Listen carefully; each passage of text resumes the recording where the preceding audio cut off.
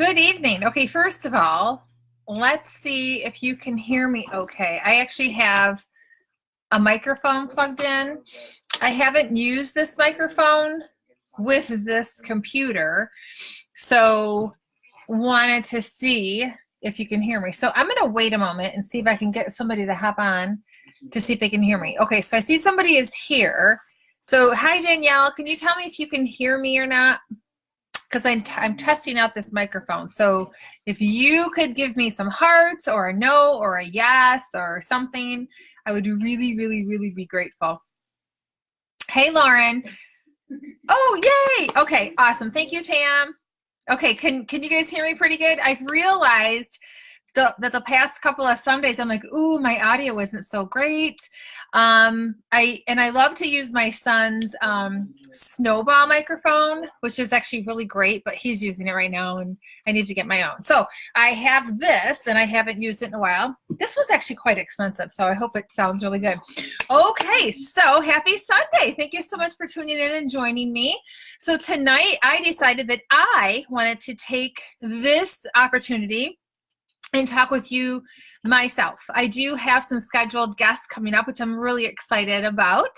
And one of them is actually with us right now. I cannot wait for her to join us. So we are going to talk about fat loss tips, but we're also going to talk about the mindset that you have to have in order to have any type of success with anything. Okay, so here's the deal.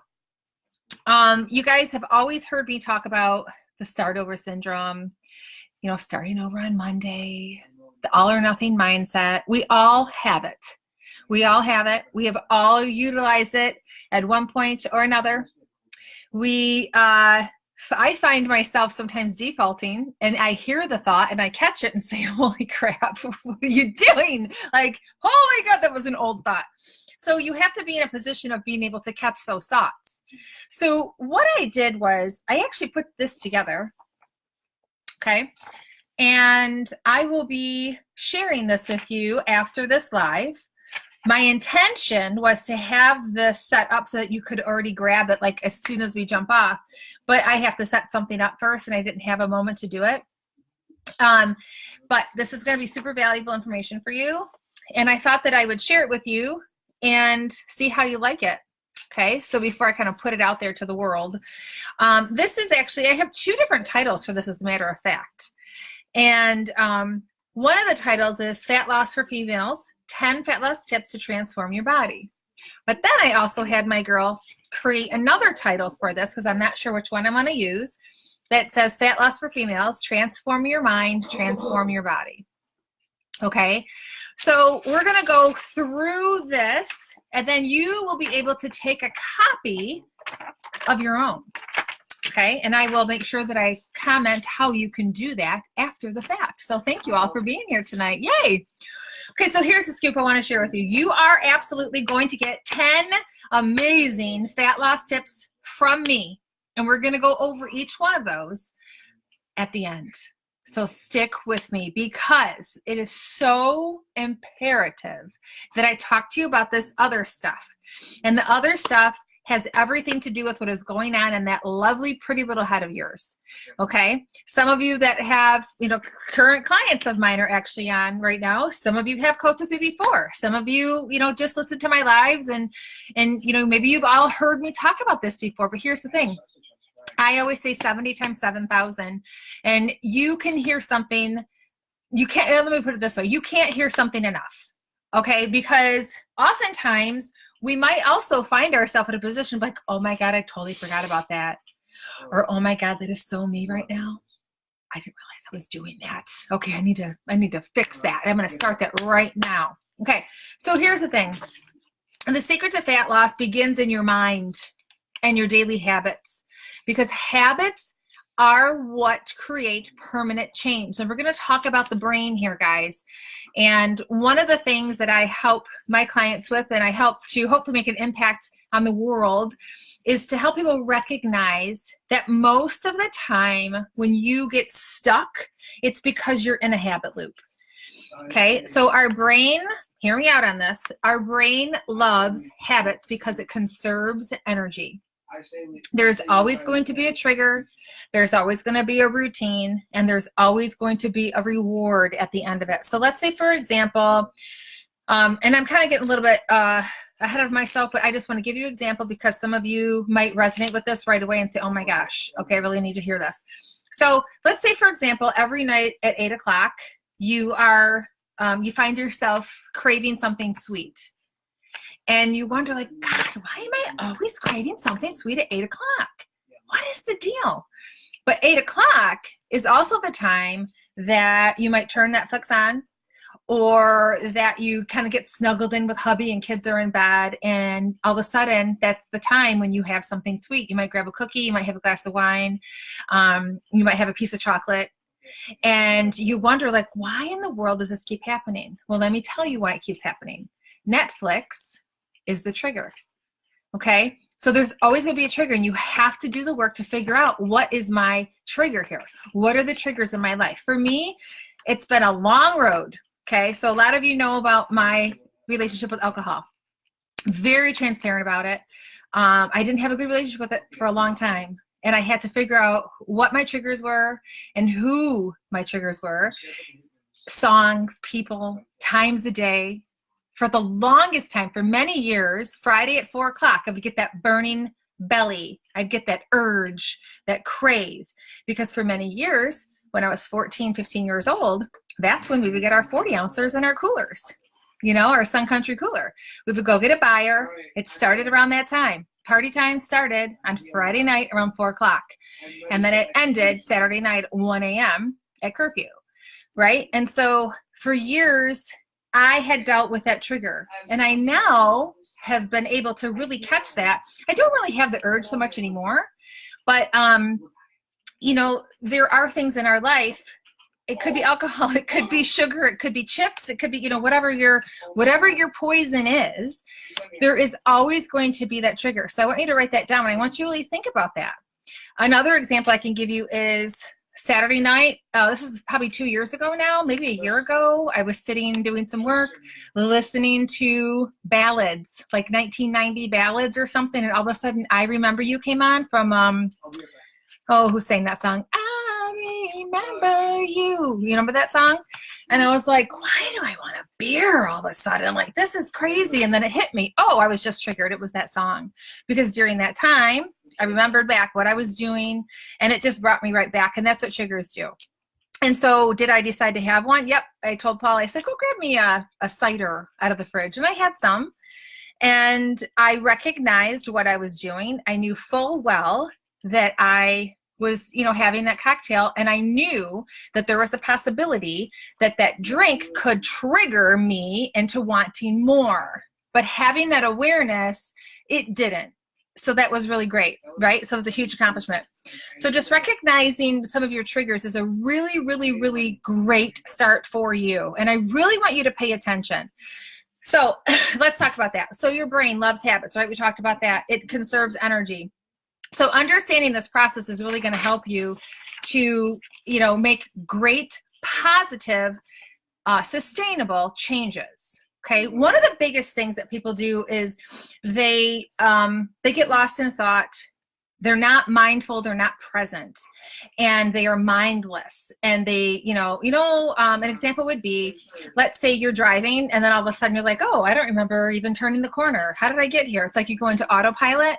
So that's an example of not being present. That is, being mindless. So one of the biggest things that you can do to help yourself is to constantly be in a present state, to constantly create awareness, however you need to do that. For me, oftentimes, I'll tell myself or even my clients, I did this for a long time, the finger pinch. You would take your finger pointer and your thumb, and you would pinch together, and you would ask yourself the question, am I really hungry? Am I thirsty? Am I just tired? Am I looking for a hug? Like, what emotion am I looking to fulfill here? Or is there really and truly a need that I need to survive? Oftentimes it was I was tired, and I found myself standing in front of my pantry. Whenever I would stand in front of my pantry, I would do that, and I'd say, why am I even standing here? Like, this is ridiculous. I'm not hungry. Oh, okay. Yep, I'm tired. I just need to go to bed. Close the door, Kelly, and go to bed, you know? And so that will definitely help you to create that awareness and to bring you in the moment of what is it that I truly need. Now, maybe you're not tired. Maybe you're just thirsty. Maybe you are really hungry. But then ask yourself, is my stomach growling? If your stomach is growling, that is the hunger hormone ghrelin saying, I am hungry. Okay, so then feed yourself. But I would highly recommend something outside of the pantry. But, you know, we're not perfect and we don't want to be perfect. So if you want something out of the pantry and you're hungry, then eat it, right? You don't want to tap dance around it because then you'll go back to it eventually anyway. So mindless means oftentimes that we do not have a purpose, that we are just kind of winging it. You know, we're lost in thought. And that is where we get in trouble. You know, I call the mindless state the beat myself up, I suck state, because there's nothing really positive that goes on there. The mindful state is, how much can I learn from this? Where am I at this moment? You know, you're checking in with yourself constantly, asking yourself, okay, what is my need right now? It's my dogs moving my wall. What is it that I need at this very moment? What is it that I actually need? Or what is the lesson that I need to learn? So oftentimes we're put in positions and there's lessons there that we need to learn from. Because if you find yourself in the same situation year after year, month after month, or day after day, there is a lesson that is being presented to you that really needs to be learned. So recognize that and say, okay, so I know that there's a couple lessons for myself that I am repeating this again. And I'm like, okay, this is the last time that this is going to be repeated in my life. I can promise you that, right? And so it is something that I'm now continuously keeping focused in a positive way, because I also want to tell you guys this: don't focus on what you don't want, focus on what it is that you do want, because the subconscious mind is extremely powerful. Okay, especially knowing what I know now. And it's funny because, like Paul was saying something, Ayana, about her belly, and I'm like, absolutely do not ever say that to her again. She is in that very, very, very, I'm not going to go on a soapbox on the subconscious mind, but I'm just telling you, this is the time, especially with her, that when she will be creating these limiting beliefs about herself and her body image. And she's 18 months old. It starts from 0 to 7 years. Our subconscious mind is no older than 7 years old. So if you have some limiting beliefs and things and you're wondering why you're operating under a certain operating system, look back at who you were surrounded by when you were that age. So you have a fucked up relationship with food. And if you are somebody that is like always trying to exercise more and eat less, and you know, you're constantly dieting, look at your parents. Look at those influential people that you were around during that time. Okay, so just some tidbits for you on that. So back to our fat loss tips. We're going over mindlessness versus mindfulness. We talked about the brain and how the brain loves habits and how it loves to conserve energy. There is always going to be a trigger. There's going to be a routine. There's going to be the reward. Trigger, I talked about earlier. Netflix. Routine, grab a glass of wine or grab your chips and salsa, whatever it is. What is the reward? You have to ask yourself, what is the reward that I'm really fulfilling? It's not hunger. Most of the time, the reward is going to be something like relaxation. Oftentimes we say, I just want to relax. Okay, well then let's do something that is going to give you the relaxation that it is that you desire. However, most people are not mindful enough to recognize that relaxation is actually their outcome that they desire. That is the ultimate outcome that they desire. That they just, you know, everybody's feeding their emotions. They're not really recognizing, why am I doing this? But then the next day they're waking up pinching their waist, pissed off that they're bloated, feel tired, that they're achy, you know, from inflammation, from eating probably sugar and, you know, alcohol and all these fatty things. Waking up achy is not normal. Just an FYI there. Okay, so if you're achy, that's not like, oh, I'm getting old, this is normal. No, that's not normal. That is, let me check out my diet and see what am I eating that is causing this inflammation. So here's an example. The last couple of days, I have felt extremely achy. I'm like, what is going on? Like, what is in my diet? Like, what is it? And so I'm trying to, I'm picking apart, I'm going through, and to be honest with you, I'm like, what is it that the only thing I can think of is this gluten-free toast that I've been having. Could be. So I have to take it out a couple of days and see what happens. But other than that, I'm not having any processed foods really that I can, no alcohol. I mean, nothing like that. So, you have to be the detective in what you're consuming because your body tells you these things. You just have to listen. Okay. So let's move on. So I talked about mindlessness versus mindlessness, habits and the trigger and the routine and the desired outcome. So we understand what that is. So I actually have a little visual here that I can pull up, but we're going to talk a little bit about some of the behaviors of a mindful person versus a mindless person. So here is an example of a habit loop. Okay. You have your trigger. Oops. Let's say Netflix gets turned on. You grab a glass of wine. The reward is relaxation. You repeat this process over and over again, you're going to develop a craving. Okay, so that's what that's all about. Now, let's talk about habits of a mindful eater. Okay, mindfulness state. Now, I want you to think of this as everything that we do, we're in some sort of a state of mind. That's all that means. Mindfulness, mindlessness, it's just what state are we in, okay? So habits of a mindful eater, they are tuned in with their triggers and their physical and emotional cues. They take time to pause before they reach for something. They plan, prep, and prepare ahead of time. They are able to choose food that provide them both enjoyment and nourishment. It's not this, let me get this out of my system, I'm starting over on Monday bullshit. When they do find that they have a mindless moment, they don't beat themselves up, and wallow in guilt and shame. They just look back and say, yeah, that wasn't such a smart choice. And then they start moving forward. Okay. Now the mindless eater, here's the thing. There's like this much, like this big of a paragraph for the mindful. Okay. But it's very impactful information, don't you think? Yeah. Then we go into the mindless. Now listen to this. You're going to be like, whoa. Okay. They eat when they're not hungry. They reward themselves with food. I worked hard. I deserve this. I lost 4 pounds. I can have a Sunday, right?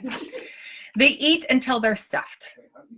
Oftentimes there's just this mindless, I gotta eat what's on my plate, or I'm standing here and I'm just gonna keep eating, or I have a bag of pretzels in front of me and the next thing you know, it's not a bag anymore, they're gone. They feel powerless or out of control when certain foods are around, okay? Once again, I'm just going to get this out of my system. I see the Oreo dessert over there. You know what? I'm just going to have it. I'll have it, and then I'll exercise a little bit more tomorrow. Right? Does that sound like you? They wallow in shame and guilt, beat themselves up for not following their rules that they had set for themselves. Okay? Listen, people, your life is not a fucking report card. So stop setting yourself up for failure with these unrealistic bullshit rules. Okay? That is this problem. I'm either on the wagon or I'm a fucking shitstorm. Stop. Okay? There's no wagon. Let me hand you a match right now. Let's burn it. Okay? There's no more wagon. Bye-bye. Okay? So, what are some action steps that you can do to be more mindful? Number 1, ask yourself, what the hell just happened? You need to really get honest with yourself and kind of review the situation. What were the thoughts that I had that went through my mind during this process? Why did it happen? What does it mean in the grand scheme of things? Okay. Example, what just happened? I had some ice cream and 3 Oreo cookies. What were the thoughts? I told myself I would ruin everything, but it was okay because I would start over tomorrow. After I ate it, I felt guilty and mad about it. Okay, see, you can talk about the mindlessness, the wallowing, the guilt, the shame, da-da-da. Why did it happen? After I thought about it, I realized I began to crave something sweet to eat like I always do around 8 o'clock when I sit down to watch my TV shows. Okay, what does it mean in the grand scheme of things? At the end of the day, I didn't ruin everything like I used to believe. I realize now. So see how I'm helping. I'm giving an example of how you can reframe this and move forward and not just swim in that guilt. I realize now that I need to be more present and aware when I decide to make these choices. And when I do, I need to accept the choice and move on, right? Okay, awesome. Okay, so now we're going to go into the habit loops and triggers a little bit more. And we kind of really covered that, but I want to talk about the importance of habits. So let me tell you this. So not only did I tell you that the brain loves habits, but guess what? The brain doesn't just erase habits. They don't go away. They don't go away. So, you know the cassette tape from 1984? You know that big long piece of tape? It was this big long loop.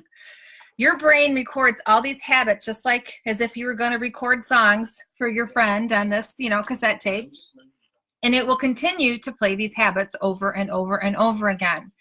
Now, the great news is that you have the ability to, hold on, let me fix this. You have the ability to also create a new habit and then have a choice. Okay, so the old one is not going to go away. So this is where the mindfulness comes in. You will be in a position of catching it. That's why it is so important to be present and mindful. There's that old trigger. There's that old habit. Oh God, Netflix just came on. Now I want wine. Oh my God, old thought. Hey, nice to see ya, but I'm not choosing you today. I'm going to go ahead and have a glass of water or maybe some nice warm tea instead. Taking this habit, taking this choice, taking this path, So what happens after you choose this path is completely different than when you choose this path, right? This is the old habit. This is mindless. This is like, okay, then you get caught up in the I'll start over. I'm wallowing in guilt, blah, blah, blah. This route, the new habit is I feel empowered now. I'm taking control of my life. I'm not a shit show. I'm not on any wagon here. I am making a good positive choice and I'm moving forward. I'm getting closer to my promised land. I'm moving toward my goals. Always remember, you've got your pleasure and your pain, and you always want to keep moving forward toward that pleasure, your promised land. But always have that pain point. Always, because you want to move away from that pain. You want to keep moving away. So you want to make sure you're being pulled forward in this direction and not having the pain point being the anchor in your ass that constantly has you over and over and over again. And you keep getting served liver stew. Okay. So speaking of habits, let's talk about that. All the time, people will say, okay, starting tomorrow, no more this. I'm not eating cheese anymore. No dairy.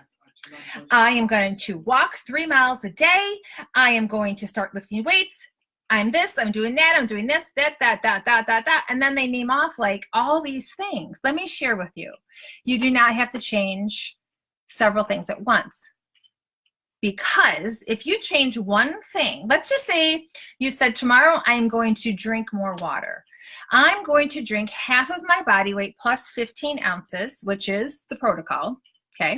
I'm going to drink, starting tomorrow, half of my body weight in water plus 15 ounces. Awesome. Great. Your likelihood of succeeding is 80%. Now, if you said, I'm going to increase my water and I'm going to stop hitting snooze, your likelihood of succeeding goes all the way down to 35%. Now, let's say you said, I'm going to drink half my body weight in water, I'm going to stop hitting the snooze, and I'm going to go to the gym every single day this week. Your chances of success goes all the way down to 10%. So what I want to tell you is change one thing. Okay, so that you have that 80% success and you don't feel like you are, you're not setting yourself up for a position of, oh my God, here I go again. I screwed up. I'm going to start over on Monday, right? Okay. So pick one thing. Pick one thing, maybe for a week, see how that goes. Then if you feel that you're in a position that you can add that second thing, then do it. But if you start to see that the second thing creates resistance somewhere, if it creates stress, if it creates a lot of mindlessness, if there's that shift that goes on, then get rid of it and just focus on the one, okay? Okay, so once again, let's kind of recap what we talked about. Mindlessness, mindfulness, the difference between the two. It's a state. You choose your state. Your state chooses your behavior, and your behavior chooses your outcome. Super, super, super important. So this is a foundation that I have with my clients. This is something that I teach them so that they have an understanding of this, so that they are not repeating the same bad decisions and the same life year after year after year, right? So once you're aware of these things, then when you start to implement certain things like tips for fat loss, you will have a greater success. Don't you agree? Okay, so habits need to be replaced. We know that they don't ever go away, so they need to be replaced, and you have a choice. Yeah. All right. Yeah, so I can make my own bed. Now, when it comes to a habit, so I talked about how changing more than one thing at a time is not going to be in your best interest. But what you can do is you can change one thing that affects many. So for example, let's say you said, okay, starting tonight, I'm going to make sure that I get 8 hours of sleep instead of 5 hours, or 8 hours instead of 7, whatever it may be. And what is going to happen there? You are going to have a domino effect from that. So choosing something like, getting more sleep is going to what? It's going to give you more energy. It's going to help you make better choices, because there is a study out there, and there is fact that when you are sleep deprived, that your food choices are not always so great, that your cravings are really escalated, that you're in a better mood, you have better focus. And so if you choose things like this, then you are going to ultimately change more than one thing in your life. So always think of a habit that is going to just create a byproduct of positivity, okay? Okay, all right, so now that we have awareness of all that great stuff, I'm going to share some of the fat loss tips. And like I said, I put all this together in a nice little thing for you, and you can print it out and all that. And then once I have it set up so that you can snag it, then I will post it here in the comments for you. Okay, so number one is get your sleep. My recommendation is 7 hours or more. So if somebody says to me, Kelly, just give me one tip so I can start losing weight, guess what that is? Get more sleep, period. Okay, because just like I was saying, there's a domino effect that goes on there. Hormonally, this is going to be your best choice. You should be thinking of your body on a cellular level and trying to understand how some of these things are affecting you. So if you're somebody that's saying, well, I'm only getting 4 hours of sleep a night so that I can drive to the gym and get an hour workout in and shower after, my advice to you would be stop that immediately, get your sleep, and maybe put in 20 minutes of exercise during your lunchtime, or, somewhere else throughout your day. Okay, so sacrificing sleep for exercise is not going to work. Exercising more and eating less is not going to work. What you're doing is you're creating stress in your body. What does stress do? All kinds of crazy things, including hanging on to belly fat, including, keeping your body in a fight or flight mode, which is your sympathetic mode. You don't want to live there. You don't want your body living there. You want to make sure that you are in a parasympathetic. Now, anytime you exercise, you are shifting into the sympathetic. Okay, that means stress, fight, or flight.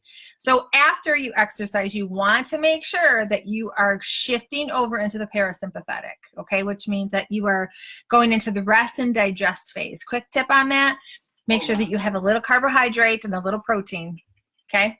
Period, end of story. Why? Because we're going to do an insulin spike to shut the cortisol off. Okay, next, reduce your alcohol intake. Easy. Now, here's the thing. I've heard people say, oh, okay, I'm going to stop drinking on the weekends. That means I'm going to lose all kinds of weight. No, it doesn't. It doesn't. But the reason why most of the time people lose weight when they stop drinking is because of all the stupid shit that they eat while they're drunk or when they're hungover the next day. Okay, so think about it.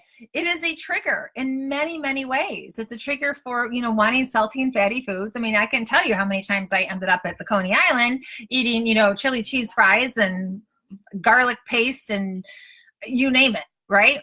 So reducing your alcohol intake is going to be huge. So a lot of these things, hint, hint, are very much a domino effect habit, okay?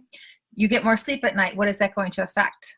Your overall mood, your choices, Reduce your alcohol take. What's that going to do? It's going to reduce triggers. It's going to reduce, you know what I'm saying? Next is increase your fish intake, okay? So having a good fish, as much as you can. I'm not a fish eater, okay? But I will eat tuna fish because I somehow tricked my brain somewhere along the way that it's not fish. I don't know, it's so weird, but I'm really not a fish eater. Occasionally, like the other day, I did stop and get some sushi that was salmon based, and because sometimes you can find a good sushi place and it just tastes very refreshing and clean and not fishy. So increase that. Any good fats is always going to help you lose fat. Okay, take a good probiotic. Super, super important. Your gut health is so huge. In fact, I'll probably be doing a separate live on gut health and leaky gut and how your thyroid is affected, with your gut, and how all these things are affected with your gut health. Okay, super important. Track your food intake and exercise output for at least a week so you have a realistic idea of where you are and where you are at with your efforts, okay?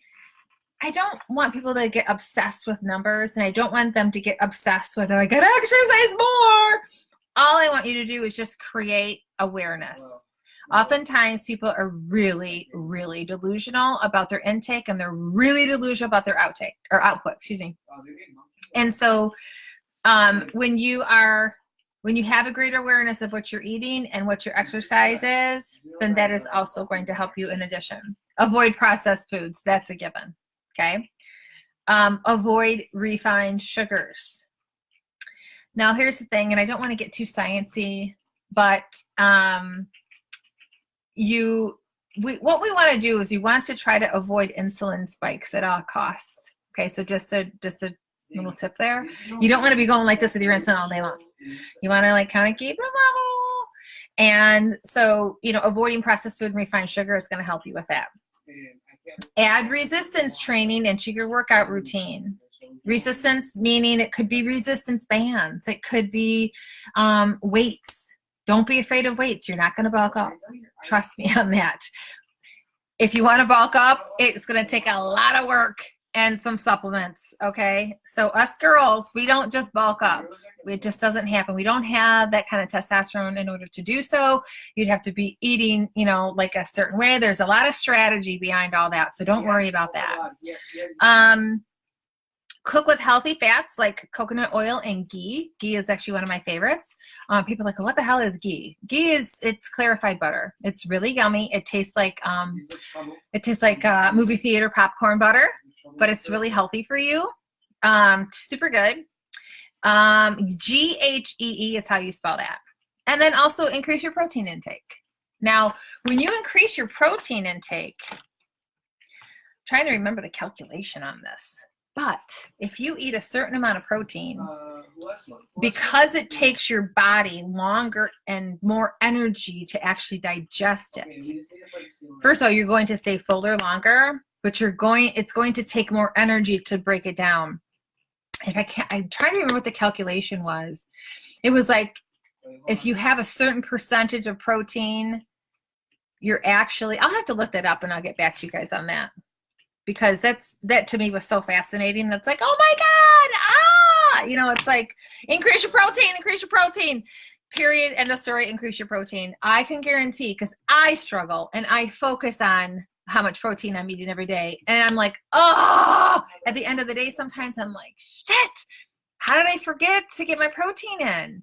And then I'm like, oh man, but you know what? I need to get it in earlier. That's my problem, is that I need to kind of backload some of my things earlier in the day. But, you know, I'm in a different spot than some of you are, right? So I'm just sharing also tips that I've already danced in that arena. I've already walked that path. And so I'm here to just help you with those tips. And, you know, then the more that you progress, then the more that I'm able to share with you, right? The more that you're able to say, oh, okay, now I'm ready for the next level. You know what I mean? So I know that a lot of you, you've probably seen, you know, that I do have my Metabolism Reboot Academy coming. So excited about that. You know, keep your eyes out for that. That's going to be so amazing. Just to give you a little bit of information on that, I don't have a whole lot to tell you just yet. I just know it's going to be life-changing because it has already changed a lot of lives. But this is going to be like even more incredible.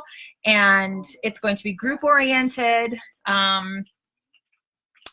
There's just so much to it that I'm adding to it, and I'm just so excited. I can't wait to share.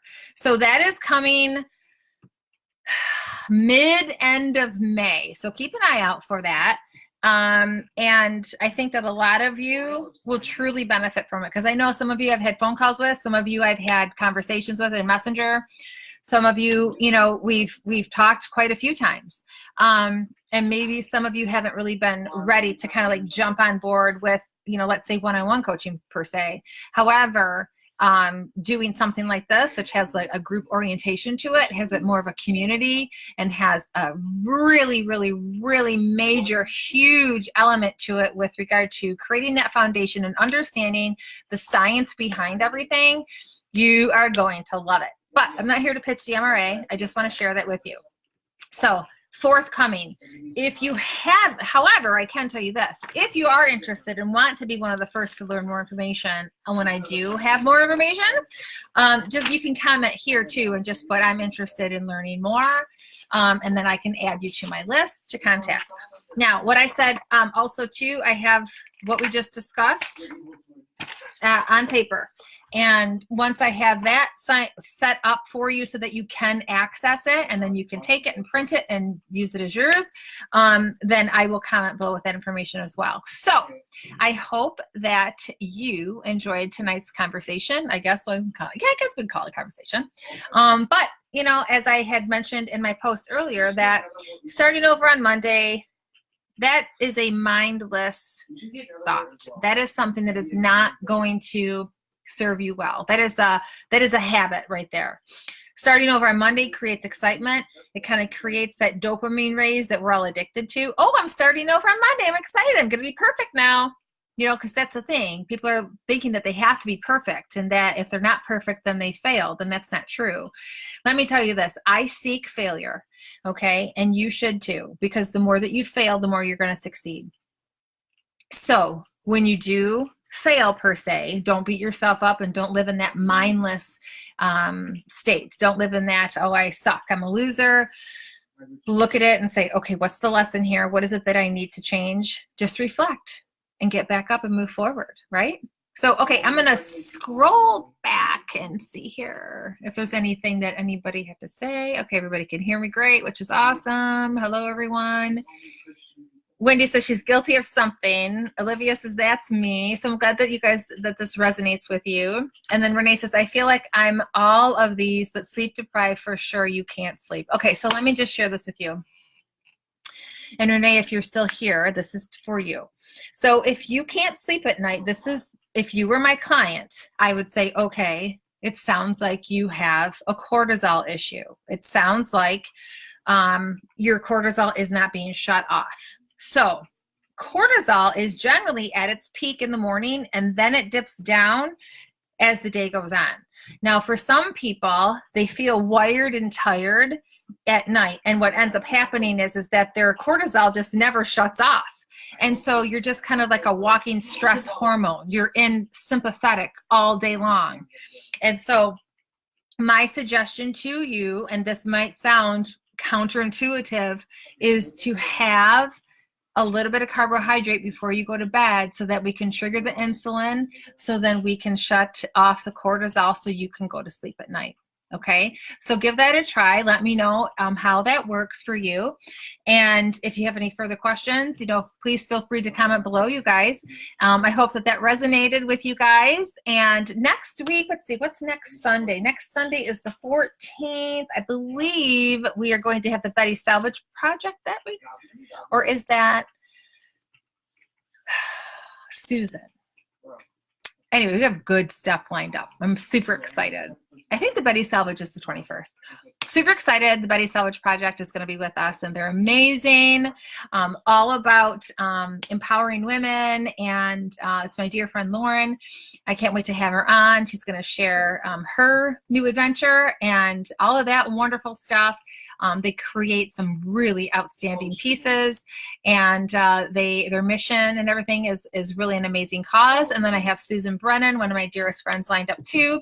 She actually is out of California, and I met her through my friend Drew Canoli, who owns Organifi. And Susan has stepped away from her position at Organifi to follow her passion for coaching.